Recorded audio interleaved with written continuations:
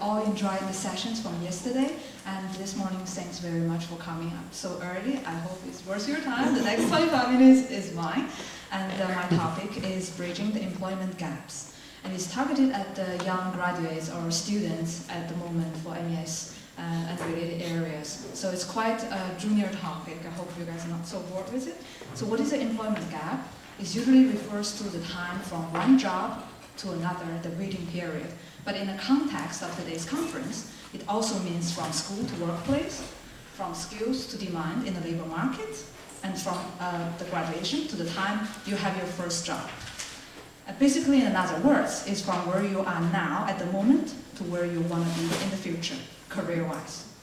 And I'd like to share a personal journey of me, how I landed my first job in a European institution, so-called. My name is Molly. I'm a student from last year from China, and during my studies, my specialization is European employment policy and governance. And before commencing my studies in Europe, I also have an MA in film studies and 2 other BAs. Career-wise, I have a 1-year work experience during the Olympics in China.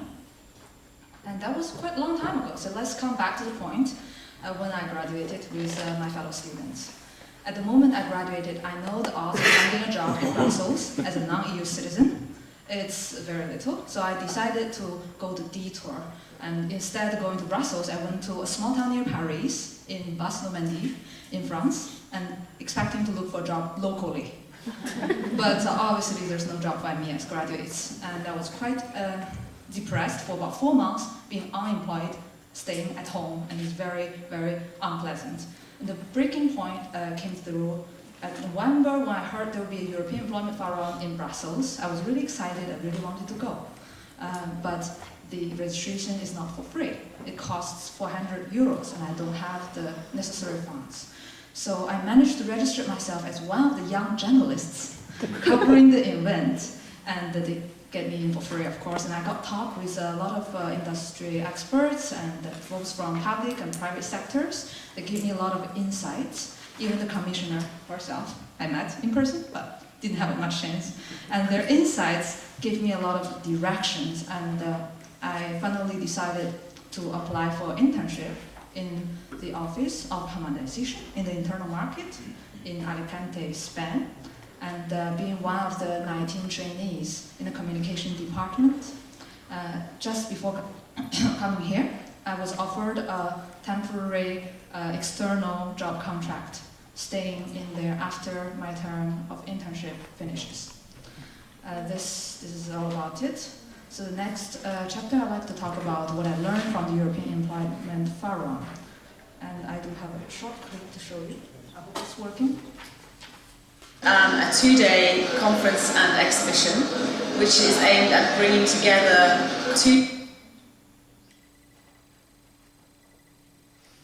I miss my Mac.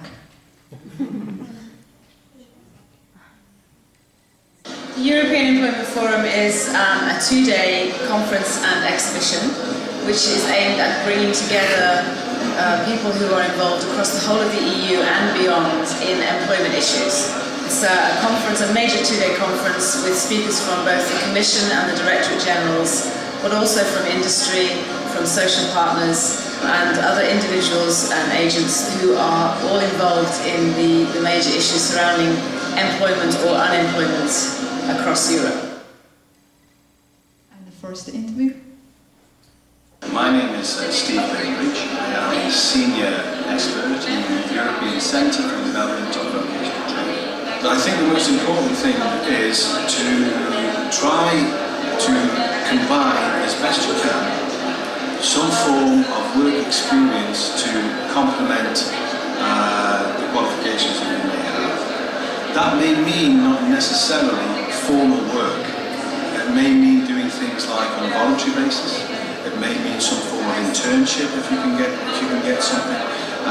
It just means having some form of experience out inside that is of value in the working world to complement the qualifications that you have, that will reinforce your chances when the opportunity of the job comes along. It is very easy to become disenchanted and to lose all desire to go and do something.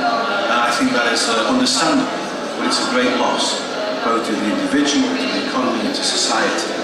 So if the job opportunity is not there at the moment, my advice would be to continue to study as best as you can, and complement that with some form of work experience, even if it is voluntary, so that at least you have something else to offer an employer when the opportunity comes along. I made a second one. I'm James Gribbin. I'm the Communications and Economic Affairs Advisor at Eurocef. I think that what they can do is they can speak to public employment services and private employment services and ask them for advice, and they can often offer tailored solutions for people and help them to find jobs in the areas in which they're interested. But I think all work experience is good, so any experience that they can get in the labour market, it will put them in good stead. So in that respect, maybe while times are tough, they can look for a transition, look for a stepping stone between where they are now and where they want to be. So they can look to, maybe broaden their search and their horizons, and they may find that a lot of different jobs provide transferable skills, which they can then use in, I guess, their dream career. So basically, both experts said, get any form of experience, even if it's for free, broaden your horizons, and ask help from agencies. The first three is about experience, so I understood that experience was very important. The last one about agency, I never thought about it, so I thought it would be a good idea to ask one of the agencies. So I went to the booth of the APAC, the most established executive placement firm in France, and one specialist received me informally and told me something very interesting. That was her. Sorry about the audio was corrupted, so I had to do the quotation. Young graduates tend to wish for a sympathetic employer to offer them the first jobs. This is not the best way of looking at it. Instead, you're not just another worker. You should consider yourself as a service provider that provides quality service and contributes to the company's growth. And this really, really opened my mind. I never thought about, I am a service provider. It sounds cool. And who are my clients? What do they want? So, implying the things I learned from the marketing class, okay, I have to sell myself. They want education. Yes, I do have an MES, which qualifies me almost any job in the EU career. And skills, I do have some skills possible to do certain jobs. And they want, of course, experience, which I think I lack, like many young graduates just out of school. So I went ahead, did a research on the Euro-Brussels job site. I'm sure you guys are very familiar with it, maybe it's your homepage even. And I did a research on the job that I'm interested in, which is communication and public relations. Any experience, any country, fine. And I found a list of potential clients of mine. I'm thinking of what are they looking for, and I looked directly at the experience side. Let's see this one, press and communication officer. Substantial practical communication and public relation experience developed in an international organization or international company, 3 to 4 year experience minimum. Oh, that sounds quite precise and reasonable. Editor, a minimum of 6 years experience in publishing and or journalism. Maybe a little too much, but it seems to be quite simple what they're asking. Associate specialist, essential 5 to 10 years of experience in journalism, international relations, communications, or public relations. And the last one, program specialist, 5 years of relevant experience at the national or international level in providing management advisory services, hands-on experience in design, monitoring, and evaluation of development projects. It doesn't sound very encouraging for me to apply, because they're asking not just any experience, they're asking the duration, the organization that you're working for, and the tasks that you conduct during your work. So they ask something really specific that leads to the next question. They ask such a thing, but how can I get it? It's impossible, because I have no experience, then I have no job. I have no job, then I have no experience. It's a vicious circle. So I thought about what the expert told me during the employment forum. So I should get any form of experience if possible, even if it's for free, broaden my search and horizons, and asking help from agencies, as I don't have any access to agencies. At the small remote town, So I decided to instead replace it with internet. So I searched all the sites possible that provides information and job listings. And eventually I found several interesting positions, including the traineeship in the Office of Harmonization in the internal market. And I decided to apply, and they took me in very quickly, and I started working in February right away. If you guys don't know OHIM so much, it's basically a brother of the EPO, European Patent Office. This one is the one for trademark and designs. I'd like to show you a very short clip on what we do. With the creation of the internal market of the European Union, a new way of protecting trademarks and designs was established. Now, trademarks and designs can also be registered all over the EU through one single application. The Office for Harmonization in the Internal Market, or OHIM, is the EU agency in charge of registering the community trademark and the community design, both important tools for companies and individuals wanting protection in the EU internal market. There is still work to be done in order to improve the system further for the benefit of its users. OHIM therefore works closely together with all of the IP offices in the European Union in order to streamline procedures, harmonize practices, and to create common tools. All with the intention of creating a common European trademark and design network by 2015. Actually, it's a documentary. All the people there are my actual colleagues in the offices as well. So it's not like a fake setup. It was real. That's why I show it. If you guys are interested, I'll also tell you how I applied. It's an online application, very simple, directly to their website with a Europass CV. And the motivation letter only is website based, so you basically apply directly, you key in all the words online. It's very short, it's very easy, it takes less than a half hour to finish the whole thing. They accept both EU and non-EU nationals, so there's not much stress for me. Although it's non-EU, it's proportionate, it's a certain limited numbers. I do have a lot of other colleague trainees are non-EU, so it's quite fair in that sense. It's a 5 months term traineeship with 900 per month, enough to support your living, and 1 day paid leave instead of 2 days for the permanent ones. And as soon as you finish your internship, they refund you the travel expenses from your home to Alicante and the way back as well. I work for the communication service. They're my lovely colleagues. We are 15 to 20 people in the office. We do website, we publish paper-based and electronic-based letters, and we're in charge of both internal and external communication and organizing events like most of communication departments do in different organizations. My job, I do photo, videos, I do editing for both photo and videos. I also do financial forms and mission reports for my boss. Also, I contribute to the web content, which is actually very rewarding because I see my pictures and videos I make directly published online for the users to access. It feels a sense of contribution and belonging.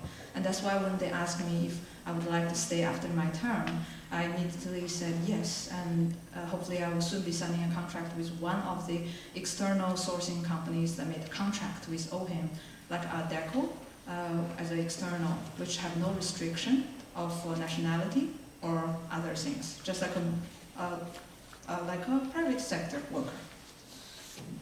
So that's more or less it, what happened after my graduation.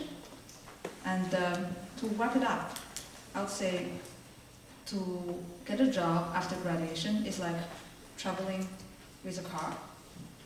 The education, I would say, is the essential things.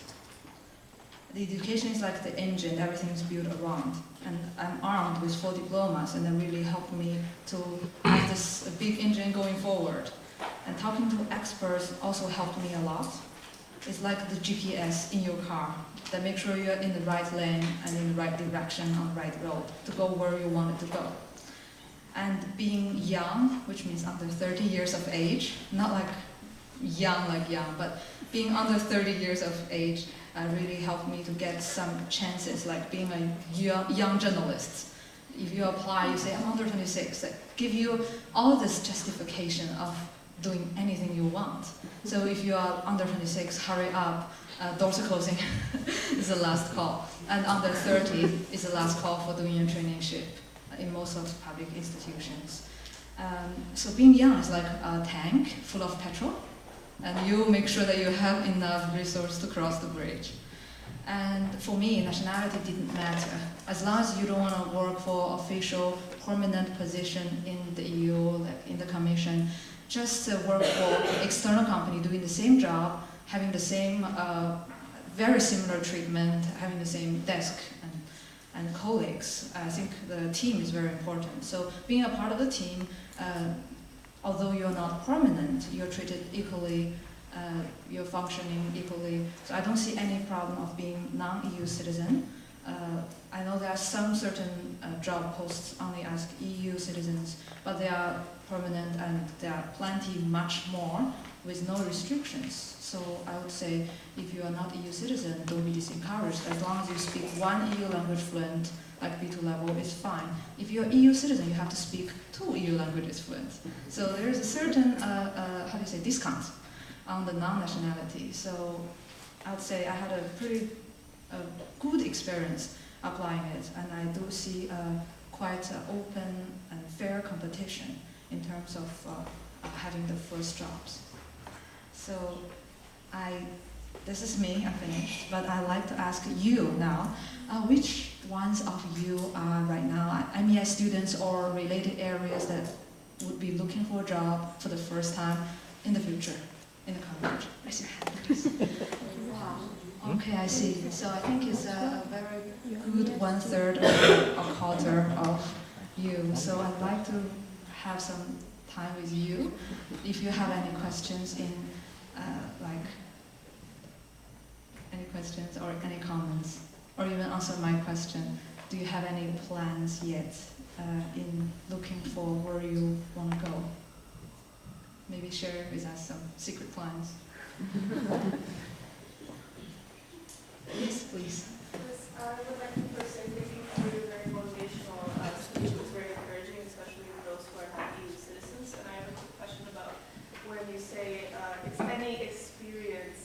For example, in my case, I work for Berlitz teaching children English in summer camps, but this can be considered experience in the EU field, so to say. Because for me, it's like, because there's some of us in the Flensburg program who have like a side job working at an ice cream parlor, at McDonald's, wherever.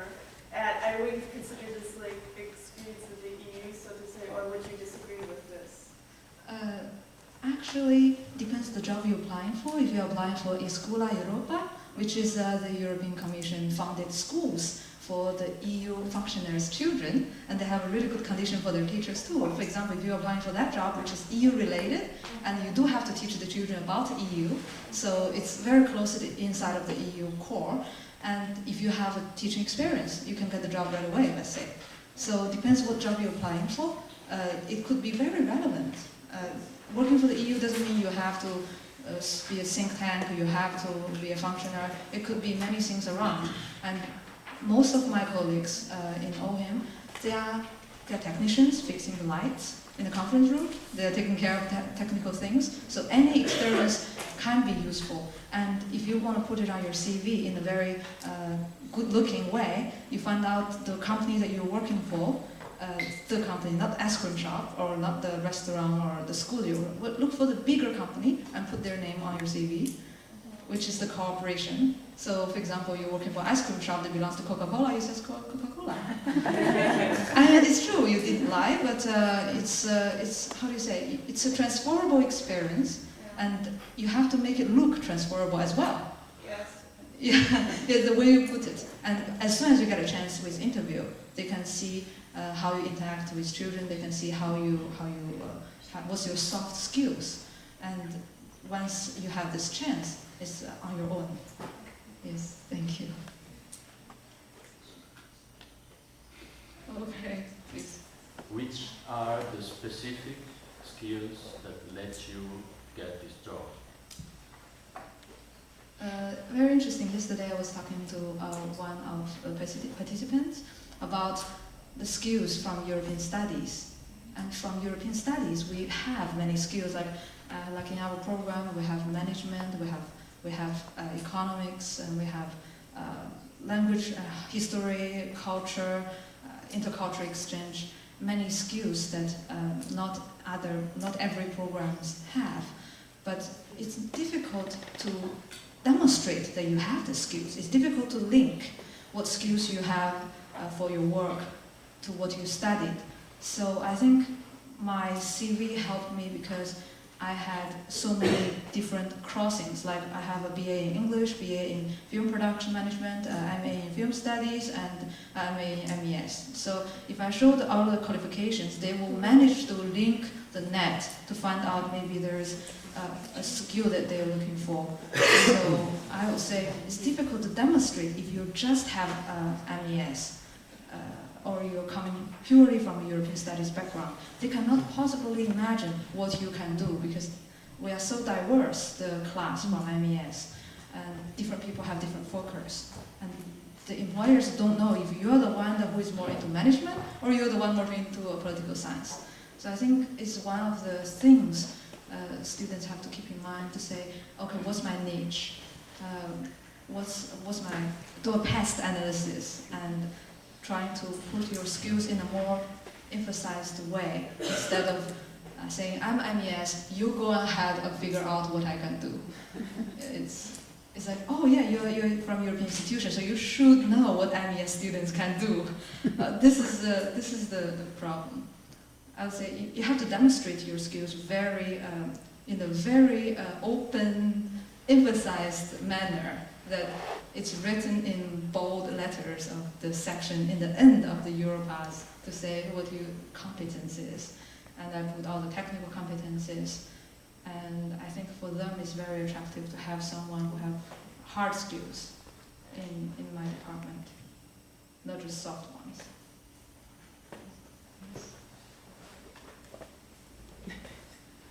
Okay. Okay, cool. So that's my Thank you very much.